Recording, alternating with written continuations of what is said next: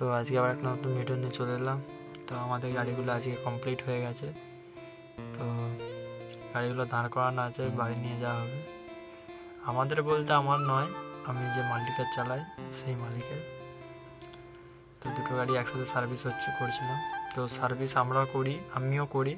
তো যদি জিএম গাড়ি সার্ভিস করতে চাও তো আমার সাথে কন্ট্যাক্ট করতে পারো, যেটা 102 আর পাশেরটা 88। দুটো গাড়ি কমপ্লিট। আমি 88টা চালাচ্ছিলাম, ওই গাড়িটা। দুটো গাড়ি কমপ্লিট হয়ে গেছে। এই আমার ইউটিউবের লোগো, কাম টু মেশিনারি।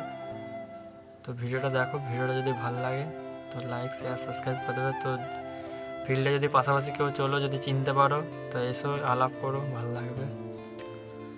তো ভিডিওটা, শর্ট ভিডিওটা যারা দেখেছো তারা তখন শোরুমে নিয়ে এসেছিলাম গাড়িগুলো।